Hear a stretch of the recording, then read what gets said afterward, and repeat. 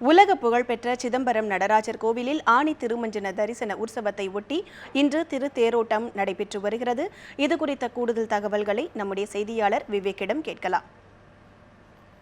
விவேக், சிதம்பரம் நடராஜர் கோயில்ல இன்னைக்கு ஆணி தேரோட்டம் நடைபெற இருக்கு. இதற்கான ஏற்பாடுகள் மற்றும் பாதுகாப்பு குறித்து சொல்லுங்க. வணக்கம் அனிதா.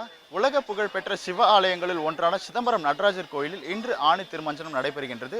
திருமஞ்சனம் என்றால் அபிஷேகம். இந்த ஆணி திருமஞ்சனம் என்பது ஆணி மாதத்தில் நடைபெறும் ஒரு விழாவாக நடைபெறுகின்றது. தொடர்ந்து 10 நாட்கள் இந்த விழா நடைபெறுகின்றது. கடந்த 1ஆம் தேதி கொடியேற்றத்துடன் தொடங்கிய இந்த திருமஞ்சனம் இன்று நடைபெறுகின்றது. இந்த ஆணி மாதத்தில் உள்ள உத்திரா நட்சத்திரம் அன்றைக்கு இந்த ஆணி திருமஞ்சனம் நடைபெறுகின்றது.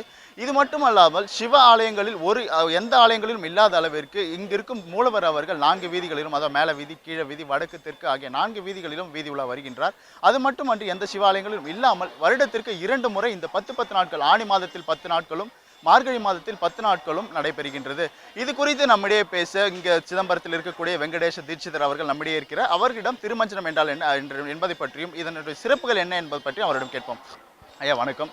இந்த சிதம்பரத்தில் இருக்க இந்த ஆணி திருமஞ்சனத்தோட சிறப்பு என்ன? அது அப்படி திருமஞ்சனம் அப்படி என்றால் இது என்ன கொண்டாடப்படுகிறது?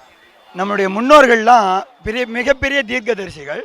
அவர்கள் என்ன பண்ணியிருக்காங்கன்னா, அயனம்னா 2 இருக்குது. தட்சிணாயனம், உத்தராயணம்னு பேர். இந்த உத்தராயணங்கிறது தை மாதத்துலேருந்து ஆணி மாதம் வரைக்கும் வருது. இந்த ஆணி மாதம் உத்தராயணத்தோட கடைசி மாதம். இந்த மாதத்தில் ஆணி உத்தர நட்சத்திரம் வரும் பொழுது சுவாமிக்கு மிக சிறப்பானதொரு அபிஷேகத்தை செய்கிறது இந்த உத்தராயணத்தினுடைய அபிஷேகமாக நம்ம முன்னோர்கள் ஏற்படுத்தியிருக்காங்க. அது மட்டும் இல்லாமல் இந்த உத்தர தரிசனத்தில் நடராஜரை தரிசனம் பண்ணால் எல்லோருக்கும் எல்லா விதமான வளங்களும் கிடைக்குது அப்படின்னு நம்மளோட முன்னோர்கள் இந்த வகுத்து வச்சுருக்காங்க. அது மட்டும் இல்லாமல் ஆண்டுதோறும் கொடியேற்றம் தொடங்கி 8 தினங்களுக்கு சோமாஸ்கந்தர்னு பேர். அந்த சுவாமி 8 தினங்களுக்கு வீதி வலம் வருவாங்க 2 வேளைகள்லையும். அதை தொடர்ந்து இன்றைக்கி 9வது தினமாக இன்றைய காலையில் நடராஜர் மூலவராகவும் உற்சவராகவும் இருக்கார். அவரே புறப்பட்டு இந்த தேருக்கு வருவது மிக சிறப்பு. இதை இன்றைக்கு நேற்றைக்கு நடக்கலை. இதோட தொன்மை ரொம்ப பழசு.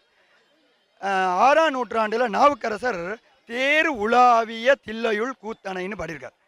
கோயில்னால் அது சிதம்பரத்தை தான் குறிக்கும். அது மட்டும் இல்லாமல் எல்லா கோயில்கள்லேயும் உற்சவர் தனியாகவும் மூலவர் தனியாகவும் இருப்பார். இங்கே உற்சவரும் மூலவரும் நடராஜராகவே இருக்கிறதுனால அந்த நடராஜரே வெளியில் வரக்கூடிய சிறப்பை 18,600 பாடல்கள் பெரிய புராணத்தில் இருக்குது. மொத்தம் 12 திருமுறைகளில் அந்த 18,600 பாடலில் ஒரே ஒரு வரியில் தேர் உலாவிய தில்லையுள் கூத்தனை அப்படின்னா அந்த நடராஜருடைய சிறப்பை இந்த ஒரு வரி நமக்கு எடுத்து காட்டுது. அதே போல இந்த சிதம்பரம் நடராஜர் கோயிலில் அந்த செம்படை, அதாவது ஜாதி பேதமன்றி ஒரு வீதி விழா நிகழ்வாக இது சொல்றாங்க. அப்படி அது என்ன? நடராஜர் இங்கேருந்து புறப்பட்டு முதல்ல கீழ வீதியில் ஒரு பாதியை கடந்து தெற்கு வீதிக்கு போவார். எல்லா இடங்கள்லையும் பக்தர்களுடைய மண்டகப்படின்னு பேர். சுவாமிக்கு சொர்ணம் சாத்துறது, சாதரா சாத்துறது, மாலை சாத்துறது, நைவேத்தியம் செய்கிறதுன்னு மண்டகப்படின்னு பேர். ஒவ்வொருத்தரும் பக்தர்கள் அவரவர்களுடைய வீட்டு வாசலில் அவர்களுடைய காணிக்கையாக நடராஜருக்கு சொர்ணம் சாத்துறாங்க.